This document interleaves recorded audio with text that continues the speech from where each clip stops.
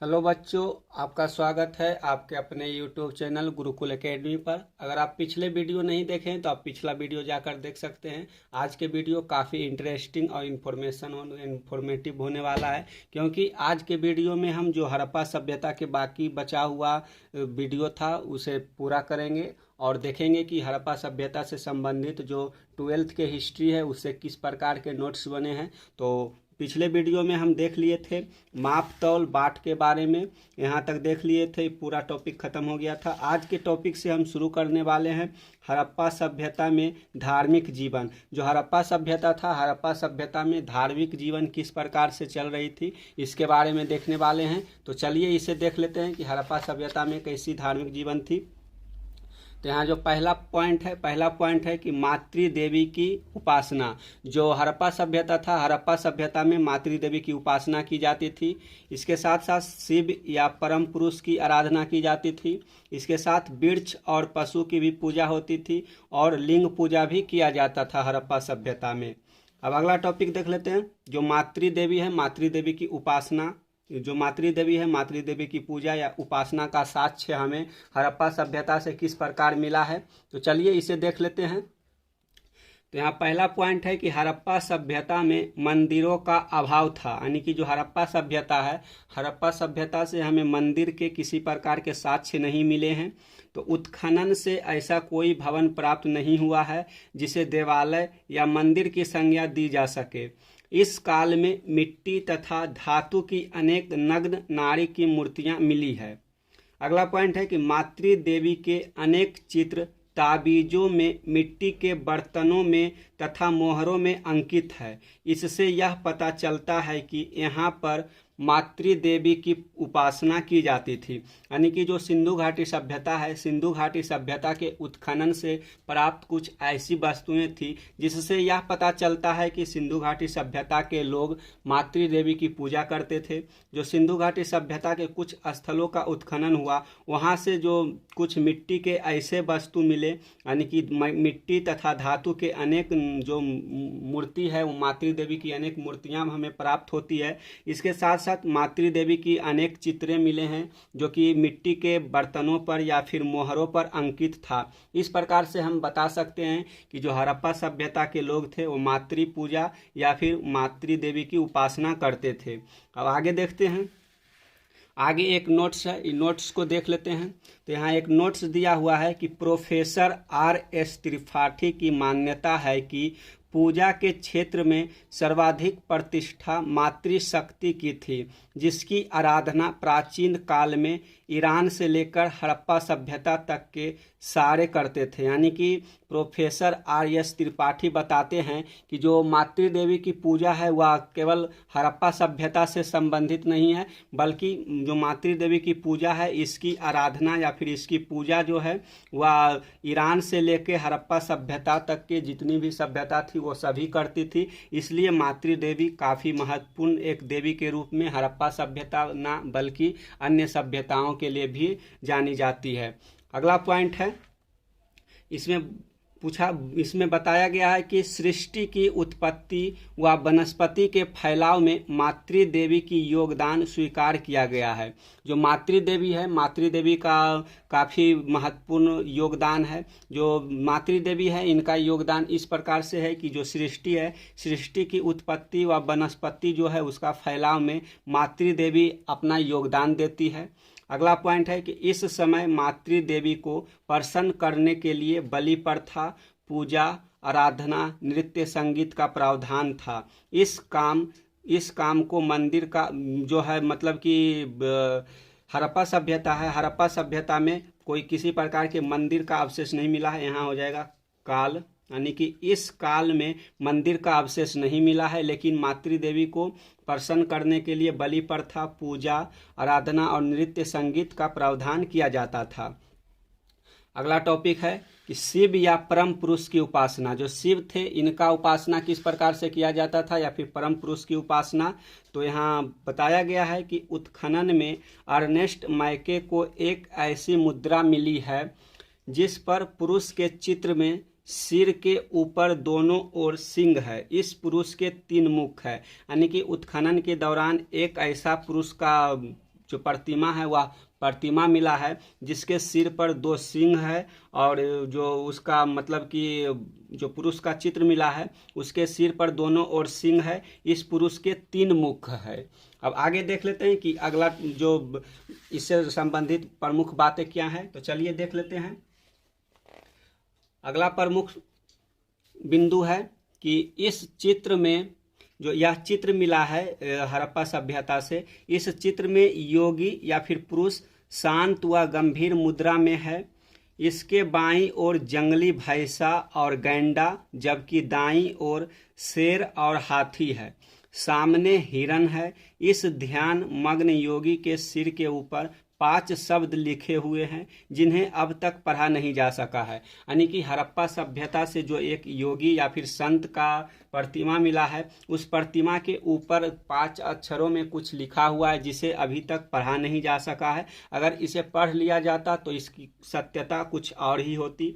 अगला पॉइंट है कि परम पुरुष के रूप में पशुपति शिव के रूप में दर्शाया गया। यानी कि जो ये चित्र हमें मिला, यानी कि जो प्रतिमा मिला है एक पुरुष या फिर योगी का, इसे कुछ जो इतिहासकार है उनके द्वारा बताया जाता है कि जो परम पुरुष है, परम पुरुष के रूप में पशुपति शिव के रूप में इन्हें दर्शाया गया। यानी कि इन्हें जो आदि पुरुष शिव है इनसे इस प्रतिमा को स्थापित किया जाता है।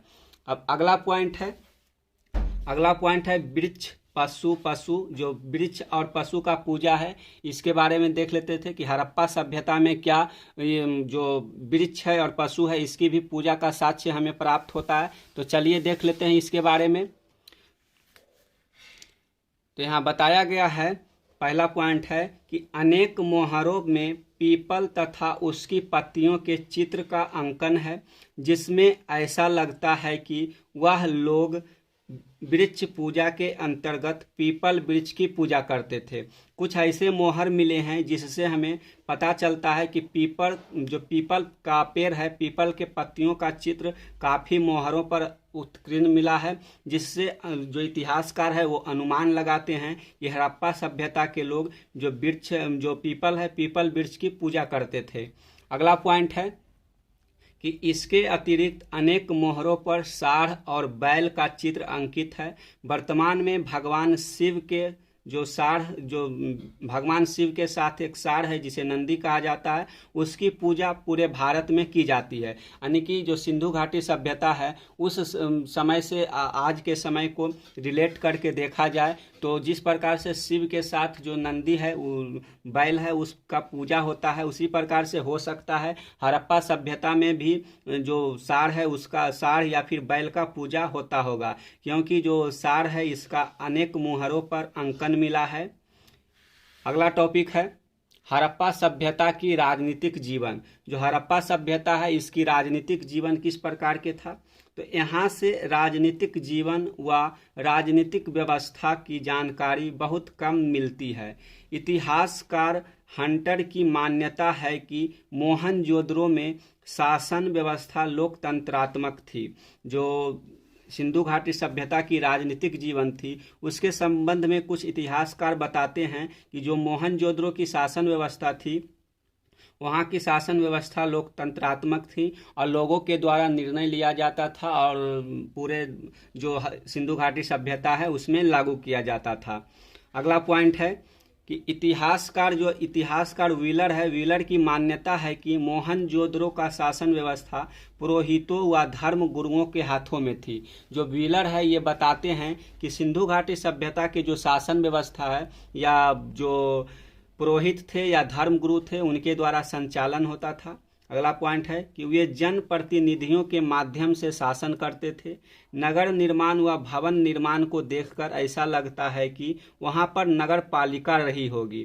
जिस प्रकार से सिंधु घाटी सभ्यता की खुदाई से हमें नियोजित शहर मिला है, इससे पता चलता है कि उस समय किसी प्रकार की नगर पालिका रही होगी जो कि नगर को समय पर मतलब कि जो नगर पालिका होगी वो समय समय पर नगर को देखभाल करती थी और सुव्यवस्थित रूप से उसका संचालन करती थी। चलिए अब अगला पॉइंट देख लेते हैं। अगला पॉइंट है कि हड़प्पा सभ्यता में जो हड़प्पा सभ्यता है या फिर हड़प्पा कला है, हड़प्पा सभ्यता में कला का विकास। तो हड़प्पा सभ्यता में किस प्रकार से कला का विकास हुआ था, इसके बारे में देख लेते हैं। तो पहला है मूर्ति कला, धातु कला, वस्त्र निर्माण कला, नृत्य तथा संगीत कला, मुद्रा कला, चित्रकला, पात्र निर्माण कला, ताम्र निर्माण कला, लेखन कला। तो इस सभी टॉपिक को एकाएक देखेंगे। तो चलिए पहला बिंदु को देख लेते हैं, मूर्ति निर्माण कला। तो जो मूर्ति कला है, मूर्ति कला के कुछ प्रमुख बिंदुओं पर बात कर लेते हैं। तो पहला बिंदु है कि उत्खनन से प्राप्त पत्थर की मूर्तियां एवं कांसे की मूर्तियां, इसमें अंगों की झलक दिखाई गई है। जो कुछ पत्थर की मूर्तियां और कांसे की मूर्तियां मिली है, उसमें काफ़ी अच्छे तरीके से अंगों की झलक दिखाई गई है। एक नर्तकी की मूर्ति बहुत ही सुंदर व आकर्षक है। इस मूर्ति में गला की हड्डी, जो गला की हड्डी है वह बहुत ही सुंदर व आकर्षक है। आंखें तिरछी व पतली है, गर्दन छोटी व पतली है। इस प्रकार से जो एक कांसे की मूर्ति मिली है उसकी विशेषता है, जो कि दर्शाता है कि हड़प्पा सभ्यता के लोग मूर्ति कला में काफ़ी निपुण थे और अच्छे से मूर्ति निर्माण की कला जानते थे। अब अगला पॉइंट है धातु कला। तो धातु कला के बारे में जान लेते हैं। तो धातु कला से संबंधित वहाँ के लोग सोना, चांदी, तांबा आदि के आभूषण बनाते थे और इन सभी चीज़ों के आभूषणों का हमें अवशेष हड़प्पा सभ्यता के स्थानों से मिलता है। अगला पॉइंट है वस्त्र निर्माण कला। तो वस्त्र निर्माण कला से संबंधित जो प्रमुख मुख्य बातें हैं उसे देख लेते हैं। तो उत्खनन में चरखा मिला है, जिससे पता चलता है कि सूत काटने का काम ये लोग जानते थे। चरखा मिलने का या जो चरखा मिला है, चरखा मिलने के कारण जो इतिहासकार है या फिर पुरातत्ववेदा है वे बताते हैं कि यहाँ से लोग जो सूत काटने की मशीन है, अगर चरखा मिला है तो वहाँ के लोग सूत काटना भी जानते होंगे। हड़प्पावासी सूती, ऊनी, रेशमी वस्त्र आदि पहनने में इस्तेमाल करते थे। अब अगला टॉपिक है चित्रकला। तो चित्रकला के बारे में देख लेते हैं। तो मोहरों पर अनेक प्रकार के चित्र मिले हैं, जैसे साढ़ के चित्र, वृक्ष के चित्र आदि। इसका मतलब है वे लोग चित्रकला में निपुण थे। इन सभी चित्रों के मिलने का कारण है कि वे लोग चित्रकला में काफ़ी निपुण होंगे और वो अपने काम को अच्छी तरीके से अंजाम देते थे। चित्रकला के निपुण होने के कारण बहुत सारे चित्र हमें मिलता है, जो कि बहुत प्रकार के जो मोहर है उस पर बना हुआ है। चलिए अब अगला पॉइंट देख लेते हैं। तो यहाँ अगला पॉइंट है पात्र निर्माण कला। तो पात्र निर्माण कला के बारे में देख लेते हैं। तो इस पात्र कला निर्माण से संबंधित जो प्रमुख बातें हैं उसे देखते हैं। तो पात्र निर्माण से संबंधित जो प्रमुख बात है कि मिट्टी के अनेक पात्र मिले हैं, पानी भरने के लिए तरह तरह के घड़े, अनाज रखने के लिए छोटे बड़े अनेक प्रकार के भांड मिले हैं, मिट्टी के खिलौने आदि। इसका अर्थ है कि हड़प्पावासी पात्र निर्माण कला में निपुण थे। जो इन सभी हमें साक्ष्य मिला है हड़प्पा सभ्यता से, इससे पता चलता है कि हड़प्पावासी पात्र निर्माण या फिर मिट्टी के बर्तन बनाने में काफ़ी निपुण होंगे। अब आगे देख लेते हैं नृत्य तथा संगीत कला। नृत्य तथा संगीत कला के बारे में देख लेते हैं। तो उत्खनन में एक नृत्यांगना की मूर्ति मिला है, जिससे यह पता चलता है कि नृत्य कला से हड़प्पावासी अवगत थे। जो हड़प्पा सभ्यता है, हड़प्पा सभ्यता के उत्खनन से एक नृत्य करती हुई महिला का कांस्य मूर्ति मिला है, जिससे अनुमान लगाया जाता है कि हड़प्पा सभ्यता के लोग नृत्य से, जो नृत्य या फिर संगीत था, इससे वे अवगत थे। अगला पॉइंट है कि मिट्टी के पात्रों पर तबले तथा ढोलक का चित्र मिला है, अतः संगीत से भी अवगत थे। अगर हड़प्पा सभ्यता में संगीत होगा तो नृत्य भी होगा, अगर नृत्य का साक्ष्य मिला है तो उसका संगीत का भी साक्ष्य मिलेगा। तो इससे पता चलता है कि हड़प्पा सभ्यता के लोग नृत्य तथा संगीत दोनों कलाओं से अवगत थे। अगला कला है मुद्रा कला। तो चलिए मुद्रा कला के देख लेते हैं। मुद्रा का मतलब होता है कि जो हम आजकल लेन देन के लिए पैसे का इस्तेमाल करते हैं उसी को मुद्रा कहते हैं, और उसी कला को हम मुद्रा कला कहते हैं। तो उत्खनन से जो हड़प्पा सभ्यता का उत्खनन हुआ है उस उत्खनन में भिन्न भिन्न प्रकार के पत्थरों, धातुओं तथा हाथी दांत व मिट्टी की 600 मोहरें मिली है, जिन पर एक ओर पशुओं के चित्र तथा दूसरी ओर लेख मिले हैं, जिसका प्रयोग मुद्रा के तौर पर किया जाता था। जो हड़प्पा सभ्यता के लोग थे वो बहुत सारे मोहरों का प्रयोग करते थे, जो कि मुद्रा के रूप में प्रचलित होता था। जब वो अंतर्राष्ट्रीय व्यापार करते थे तो उसी जो वही मोहर होता था उसका प्रयोग करते थे और अंतर्राष्ट्रीय व्यापार में अपना उस मुद्रा या फिर वो मोहर होता था उसका इस्तेमाल करके विदेश से अपना सामान खरीदते थे। जो हड़प्पा सभ्यता था इसका व्यापार देश के अंदर भी होता था और देश के बाहर भी होता था, जैसे कि मेसोपोटामिया सभ्यता हो गया, फारस की सभ्यता हो गया। इन सभी सभ्यताओं से जो सिंधु घाटी सभ्यता है इसकी संपर्कता थी और यहाँ से ये लोग व्यापार करते थे। और देश के अंदर जैसे कि हड़प्पा सभ्यता के आंतरिक स्थानों से व्यापार करने के लिए वे वस्तु विनिमय की व्यवस्था से व्यापार करते थे। आगे है ताम्र निर्माण कला। तो चलिए देख लेते हैं ताम्र निर्माण कला किस प्रकार की कला है। तो जो ताम्र निर्माण कला है, ताम्र की निर्माण कला का मतलब होता है कि तांबे की वस्तुओं से अन्य प्रकार की चीजें हैं उसका निर्माण करना। तो उत्खनन में अनेक प्रकार के ताम्र पात्र मिले हैं, जिससे पता चलता है कि ताम्र निर्माण कला में निपुण थे। उत्खनन से प्राप्त ताम्र पात्र आयताकार व वर्गाकार हैं। इनमें पशुओं व मनुष्य के चित्र उत्कीर्ण है। जो तांबा के वस्तु है जैसे कि बर्तन बनाना या फिर इससे मूर्ति बनाना, इन सब कलाओं में जो हड़प्पावासी थे वो काफ़ी निपुण थे। अगला पॉइंट है कि लेखन कला। तो लिखने या पढ़ने की कला से क्या हड़प्पावासी संबंधित थे, मतलब कि जानकार थे या नहीं, इसके बारे में देख लेते हैं। तो पहला पॉइंट है कि उत्खनन में कोई लिखित शिलालेख या ताम्र पत्र नहीं मिला है, लेकिन फिर भी विद्वानों का मानना है कि ये लोग लेखन कला से परिचित थे। हमें सिंधु घाटी सभ्यता या फिर हड़प्पा सभ्यता का उत्खनन से किसी प्रकार के शिलालेख या ताम्र पत्र नहीं मिला है, फिर भी विद्वानों का मानना था कि हड़प्पावासी पढ़ना लिखना जानते थे और वो लेखन कला से परिचित भी थे। अब अगला पॉइंट देख लेते हैं कि अगला टॉपिक क्या है। तो अगला टॉपिक है जीवन निर्वाह के तरीके। तो जीवन जीने के लिए उनके पास कैसी तरीके होते थे, इसके बारे में देख लेते हैं। तो पहला पॉइंट है कि जीवन निर्वाह के लिए हड़प्पावासी व्यापार, कृषि व शिल्प कला या शिल्प कार्य करते थे। जो हड़प्पा सभ्यता के निवासी थे वह अपने जीवन को निर्वाह करने के लिए यानी कि अपने परिवार के भरण पोषण के लिए हड़प्पावासी व्यापार करते थे, कृषि कार्य करते थे, शिल्प कला या फिर शिल्प कार्य करते थे, जैसे कि लकड़ी का वस्तु बनाना, सोना के जो सोनार होते थे वो सोने के आभूषण बनाते थे, इसके साथ साथ मिट्टी के बर्तन बनाते थे। ये सब जो कार्य होता है वह शिल्प कार्य के अंतर्गत आता है। तो इन सभी कार्यों से अपने परिवार के भरण पोषण करते थे सिंधु सभ्यता के लोग। अगला पॉइंट है गुजरात से बाजरे के दाने मिले हैं, चावल के दाने कम मिले हैं। यानी कि गुजरात के अंदर जो एक लोथल स्थान है, लोथल से कुछ बाजरे के साक्ष्य मिले हैं, इसके साथ साथ चावल के भी साक्ष्य मिले हैं, लेकिन काफ़ी कम मात्रा में मिला है। अगला पॉइंट है कि बनवाली जो कि हरियाणा में स्थित है, बनवाली से मिट्टी के हल के खिलौना मिला है। इससे अनुमान लगाया जाता है कि जो सिंधु घाटी सभ्यता के लोग थे वे हल से परिचित थे और खेती करने के लिए हल का प्रयोग करते थे। अगला पॉइंट है कि कालीबंगा से जुते हुए खेत का साक्ष्य मिला है। इस खेत में हल रेखाओं के द्वारा एक दूसरे को समकोण पर काटते हुए दिखाया गया है।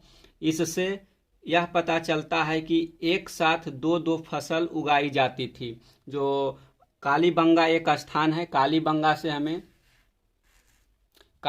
से हमें जुते हुए खेत के निशान मिलते हैं, यानी कि साक्ष्य मिलते हैं। तो जुते हुए खेत का साक्ष्य किस प्रकार से मिला है, तो जो कालीबंगा से खेत जुते के साक्ष्य मिला है, इसमें क्या था कि इस खेत में हल रेखाओं के द्वारा एक दूसरे को समकोण पर काटते हुए दिखाया गया है, जिससे यह पता चलता है कि एक साथ दो फसल उगाई जाती थी, यानी कि एक ही खेत में दो फसल लगाई जाती थी और दो फसल उगाई जाती थी। अगला पॉइंट है कि हड़प्पावासी कपास की खेती करते थे। मोहनजोदड़ो से कपड़ों के टुकड़े का अवशेष मिला है। तो कैसे पता चलता है कि हड़प्पा सभ्यता के लोग कपास की खेती भी करते थे? तो इसका साक्ष्य हमें मोहनजोदड़ो से मिला है। जो मोहनजोदड़ो है, मोहनजोदड़ो से सूती कपड़े का साक्ष्य मिला है। तो सूती कपड़ा हमें कपास से जो सूती कपड़ा है वह कपास से निर्मित बताया जाता है। इसलिए यह विद्वानों द्वारा अनुमान लगाया जा रहा है कि जो हड़प्पा सभ्यता के लोग थे वो कृषि के रूप में कपास का भी खेती किया करते थे। अगला पॉइंट है विलासिता की वस्तुएं। तो जो विलासिता की वस्तुएं हैं इसके अंतर्गत क्या आते हैं, यानी कि लग्जरियस गुड्स के संबंध में क्या बताया गया है? तो हड़प्पावासी विलासिता की वस्तुओं का उपयोग करते थे, जैसे फ्यांस। जो फ्यांस है इसका निर्माण काफ़ी भारी भरकम था, यानी कि काफ़ी समय वाला यह निर्माण था। जो फ्यांस है यह एक प्रकार का बर्तन है। इसके निर्माण के लिए घिसी हुई रेत या फिर बालू का रंग के साथ चिपचिपे पदार्थ के मिश्रण को पकाकर बनाया जाता था। काफ़ी कीमती होता था क्योंकि इन्हें बनाना काफ़ी कठिन था। जो फ्यांस है इसका निर्माण काफ़ी कठिन था। इसके निर्माण के लिए काफ़ी समय देना पड़ता था और काफ़ी मुश्किल भरा यह काम था। जो फ्यांस है यह काफ़ी कीमती है या काफ़ी कीमती वस्तु होता था। इसके निर्माण में भी काफ़ी कठिनाई होती थी। अगला है सोना भी दुर्लभ पदार्थ था। हड़प्पा स्थलों से मिले स्वर्णभूषण संचयों से प्राप्त हुए हैं। यानी कि जो विद्वान है वो बताते हैं कि जो सोना की वस्तु थी, सोना के जो आभूषण थे, ये भी आज की तरह ही उस समय भी बहुमूल्य हुआ करता था। क्योंकि जिस प्रकार से आज सोने के आभूषण लोग मतलब कि अच्छे से रखते हैं और संचय करके अपने ताबीतों में रखते हैं, इससे पता चलता है कि जो जितने भी हड़प्पा सभ्यता से सोने के आभूषण मिले हैं वो अच्छी तरीके से रखा हुआ बक्से में बंद मिला है, जिससे अनुमान लगाया जाता है कि उस समय के लोग भी सोना को काफ़ी बहुमूल्य रूप में देखते थे। अब अगला पॉइंट है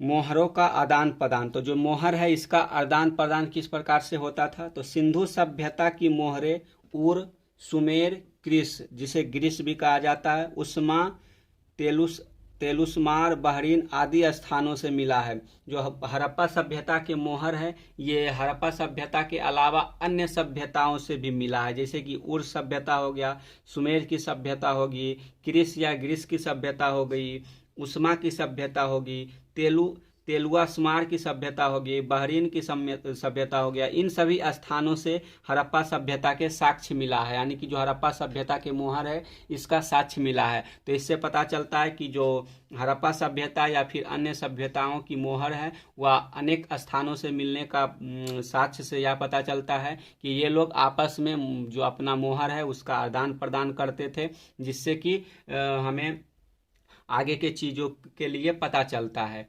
अब अगला पॉइंट देख लेते हैं। तो अगला पॉइंट क्या है? अगला पॉइंट है कि मेसोपोटामिया की जो मोहरें है वो मोहनजोदड़ो से तथा फारस की जो मोहर है वो लोथल से तथा अन्य स्थानों से प्राप्त हुआ है। जो मेसोपोटामिया की मोहर है वह मोहनजोदड़ो से तथा फारस की मोहरें लोथल के अन्य स्थानों से प्राप्त हुआ है। अगला पॉइंट है कि जॉन मार्शल को मोहनजोदड़ो से एक ऐसा मोहर मिला है जिस पर एक व्यक्ति को बाघ से लड़ते हुए दिखाया गया है। जॉन मार्शल के अनुसार यह विचार जो है वह बेबीलोनिया के महाकाव्य गिलगिमेश से लिया गया है। जो हमारे एक भूगर्भ वेता है जॉन मार्शल, इन्हें मोहनजोदड़ो से एक मोहर प्राप्त हुआ है जिस पर एक व्यक्ति को बाघ से लड़ते हुए दिखाया गया है। जो यह व्यक्ति को बाघ से लड़ते हुए दिखाया गया है यह जो है एक महाकाव्य से प्रेरित है, यानी कि जो बेबीलोनिया के महाकाव्य गिलगिमेश है इससे प्रेरित बताया जाता है। अब अगला टॉपिक है मृद्य भांड। तो मृद्य भांड से संबंधित किस प्रकार के महत्वपूर्ण बिंदु है तो इसे देख लेते हैं। तो यहाँ के मृद भांड मुख्यतः गाढ़ी लाल मिट्टी से निर्मित है जिन पर काले रंग का चित्रण है, मुख्यतः ज्यामितीय चित्रण किया गया है। जो हड़प्पा सभ्यता के मृद भांड थे इसका निर्माण करने के लिए गाढ़ी लाल मिट्टी का प्रयोग किया जाता था और निर्मित मृद भांड पर काले रंग का चित्रण किया जाता था, जिससे जो काले रंग का चित्रण किया जाता था वह ज्यामितीय चित्रण किया जाता था, जिससे कि जो मृदभांड है वह काफ़ी खूबसूरत लग सके। तो मृदभांड है, मृदभांड से आप सीधा समझ सकते हैं कि जो बड़े बड़े घड़े होते हैं जिस प्रकार से जिसमें अनाज रखा जाता है या फिर पानी रखने के लिए उपयोग किया जाता है, उसको सजाने के लिए काले रंग का प्रयोग किया जाता था, जिस पर काफ़ी प्रकार की चित्रें बनाया जाता था। इससे जो बहुत बहुत प्रकार के मृदभांड या फिर बहुत प्रकार के जो बर्तन है वो मिले हैं। अगला पॉइंट है कि लोथल से एक मृदभांड मिला है जिस पर चित्रित चित्र का समीकरण पंचतंत्र की कहानी चालाक लोमड़ी से संबंधित है। लोथल से एक मृदभांड मिला है जिस पर चित्र बनाया हुआ है। यह चित्र जो है पंचतंत्र एक पुस्तक है जिसमें कहानियों का संग्रह है। इस पंचतंत्र में एक कहानी है जो कि चालाक लोमड़ी की कहानी है। इसी से संबंधित लोथल के जो मृदभांड मिले हैं उस पर इस चालाक लोमड़ी के संबंधित जो कहानी है उसको दर्शाया गया है चित्र के रूप में। अब अगला पॉइंट देख लेते हैं। अगला पॉइंट है कि हड़प्पा से प्राप्त एक मृदभांड पर मानव और बच्चे का चित्र मिला है। डिजाइनदार मृदभांड भी मिले हैं जिसमें अलग अलग रंगों का प्रयोग किया गया है जो सजावट के लिए प्रयोग किया जाता था। हड़प्पा से एक मृदभांड प्राप्त हुआ है जिस पर मानव और बच्चे का चित्र बना हुआ मिला है। इन डिजाइनदार मृदभांड का निर्माण किया जाता था। इन मृदभांडों के जो प्रयोग होता था वह सजाने के लिए किया जाता था क्योंकि इन पर काफ़ी रंग बिरंगे चित्र बने हुए होते थे।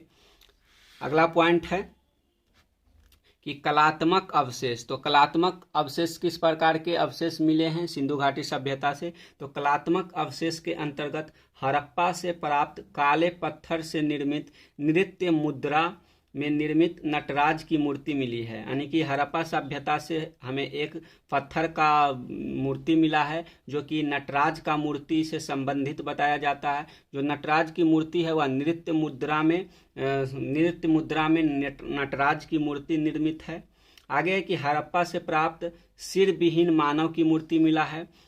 हड़प्पा सभ्यता है उससे एक मूर्ति मिला है जिसका सिर नहीं है और बाकी नीचे का जो धड़ है वह बचा हुआ है। इससे पता चलता है कि जो हड़प्पा सभ्यता के लोग थे वो काफ़ी कलात्मक कलाकृतियाँ करते थे। अगला पॉइंट है कि मोहनजोदड़ो से प्राप्त सिर विहीन मानव की मूर्ति जो मिला है कहाँ से मिला है? तो हड़प्पा से सिर विहीन मानव की मूर्ति मिली है। इसके साथ मोहनजोदड़ो से सिर विहीन मानव की मूर्ति मिला है। इसके साथ साथ मोहनजोदड़ो से कांस्य नर्तकी की मूर्ति मिला है। इससे पता चलता है कि जो हड़प्पा सभ्यता के लोग थे वो मूर्ति निर्माण में काफ़ी अग्रणी थे और अनेक प्रकार की मूर्तियों का निर्माण करते थे। अब अगला पॉइंट देख लेते हैं। तो अगला पॉइंट है हड़प्पा सभ्यता के लिपि की विशेषताएं। तो हड़प्पा सभ्यता की लिपि की विशेषताएं क्या हैं इसके बारे में जरा जान लेते हैं। तो जो हड़प्पा सभ्यता की लिपि थी यह लिपि हड़प्पा सभ्यता की लिपि थी यह दाईं से बाईं और फिर बाईं से दाईं और लिखी जाती थी। जैसे हम आज देवनागरी लिपि या फिर रोमन लिपि को बाईं ओर से लिखते हैं तो बाईं ओर से इस प्रकार से लिखते हैं, फिर यहाँ ख़त्म होता है तो फिर यहाँ से शुरू करते हैं। लेकिन जो हड़प्पा सभ्यता की लिपि थी उसमें क्या होता था, यहाँ से लिखते जाते थे, फिर जहाँ से लाइन ख़त्म होता था वहीं से जस्ट नीचे से लिखना शुरू होता था, फिर इधर आते थे, फिर यहाँ ख़त्म होता था, फिर यहाँ से नीचे से लिखना करते थे, फिर यहाँ जाकर ख़त्म करते थे। इसी प्रकार से हड़प्पा सभ्यता की लिपि चलती थी। जो हड़प्पा सभ्यता की लिपि है यह भाव चित्रात्मक लिपि थी। भाव चित्रात्मक कहने का मतलब है कि जो हड़प्पा सभ्यता की लिपि है उसमें किसी प्रकार के लेटर नहीं बल्कि चित्रों का प्रयोग किया जाता था। इस लिपि में 375 से 400 चिन्ह मिले थे जो कि चित्र की रूप में उत्कीर्ण मिले हैं मोहरों या फिर किसी प्रकार के मृदभांडों पर।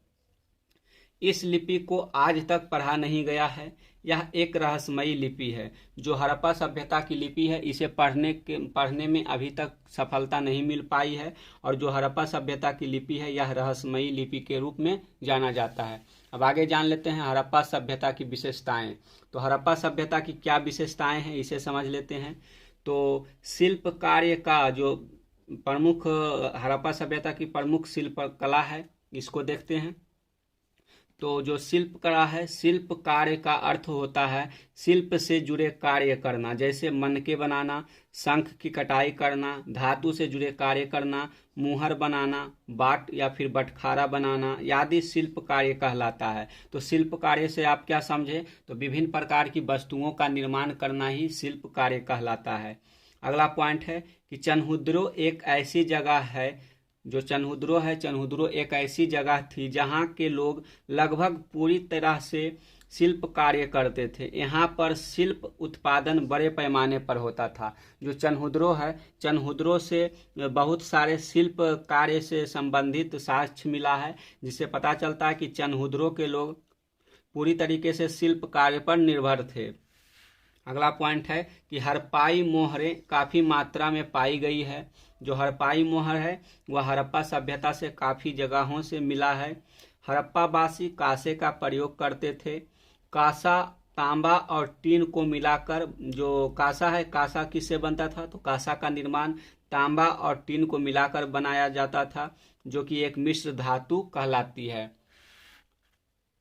अगला टॉपिक है हड़प्पा सभ्यता के मनके कैसे बनाए जाते थे। जो हड़प्पा सभ्यता के मनका है उसका निर्माण कैसे हो जाता है, तो पहले समझ लीजिए कि हम मनका किसे कहते हैं। तो आज के भाषा में अच्छी तरह से समझेंगे तो हम जो जिस प्रकार से गले में पहनने के लिए मोती का उपयोग करते हैं, उस समय में मनके मतलब उस समय के मोतियों को मनका कहा जाता था। तो इन मोतियों या फिर मनका का निर्माण करने के लिए बहुत प्रकार के धातु या फिर पत्थरों का प्रयोग किया जाता था। तो मनका बनाने के लिए सेल खड़ी नामक पत्थर से बनाए जाते थे। यानी कि सेल खड़ी जो है यह काफ़ी मतलब कि मुलायम पत्थर होता था, जिसको तोड़ करके मनके बनाए जाते थे। इसके साथ साथ मनके के निर्माण करने के लिए कार्निलियन नामक पत्थर से भी बनाए जाते थे। मनके जैस्पर नामक पत्थर से भी बनाए जाते थे। इसके साथ साथ मनका का निर्माण तांबा से भी होता था और मनका का निर्माण सोना, कांसा आदि से किया जाता था। तो इससे आप समझ सकते हैं कि मनका निर्माण करने के लिए जो हड़प्पा सभ्यता के लोग थे वो बहुत सारे चीज़ों का प्रयोग करते थे, जैसे पत्थर हो गया, धातु हो गया, इन सब के प्रयोग से वे मनके का निर्माण करते थे। तो चलिए अब अगला टॉपिक देख लेते हैं। तो अगला पॉइंट इसका हो जाएगा मनका से संबंधित। अगला पॉइंट है कि इन मनकों का प्रयोग मालाओं में किया जाता था तथा यह बहुत सुंदर होते थे। जो मनका का निर्माण होता था, मनका निर्माण करने के बाद जो इन मनकाओं का उपयोग किया जाता था वह माला निर्माण करने के लिए किया जाता था।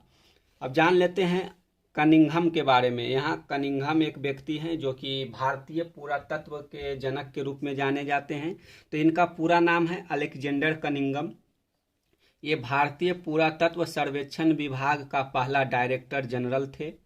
अलेक्जेंडर को भारतीय पुरातत्व का जनक भी कहा जाता है। जो अलेक्जेंडर कनिंघम है ये भारतीय पुरातत्व सर्वेक्षण विभाग के पहले डायरेक्टर के रूप में नियुक्त हुए हैं और ये भारतीय पुरातत्व के जनक के रूप में जाने जाते हैं।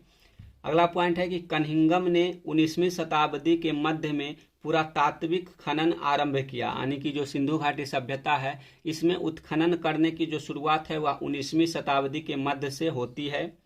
अगला पॉइंट है कि कनिंघम ने अपने सर्वेक्षण के दौरान मिले अभिलेखों का संग्रहण है उसके ऊपर एक लेख लिखा है तथा उसका अनुवाद किया है।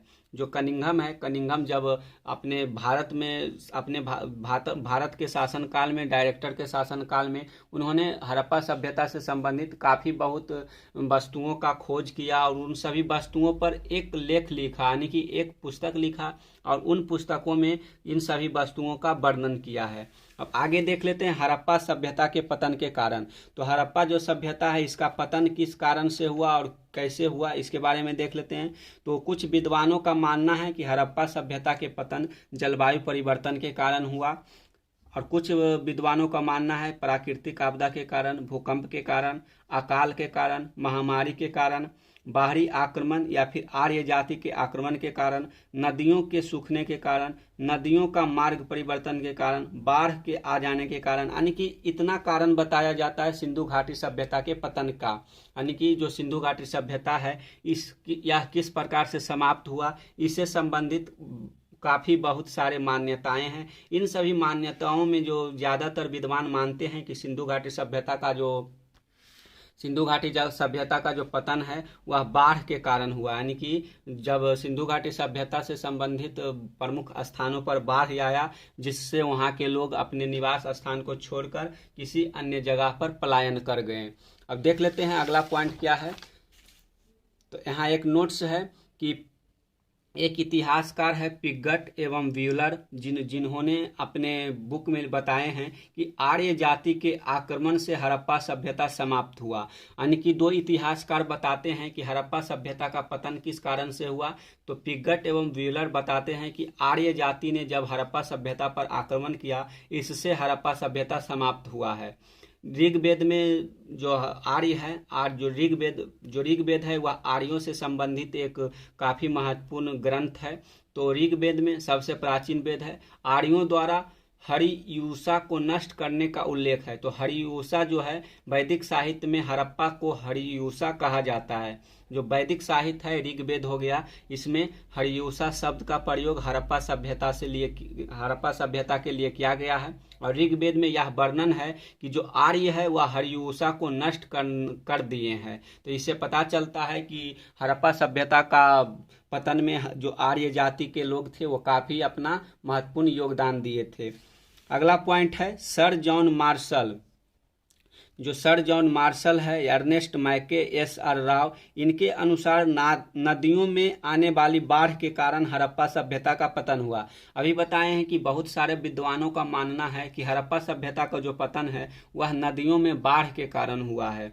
और जो हड़प्पा सभ्यता है, इस पर एक फिल्म भी बनी है जो मोहनजोदड़ो नाम से है। तो उस फिल्म को आपको जब देखे होंगे तो आपको पता चला होगा कि किस प्रकार से हड़प्पा सभ्यता में बाढ़ आ जाता है, जिससे लोग उन स्थानों को छोड़कर अन्य स्थान पर चल जाते हैं।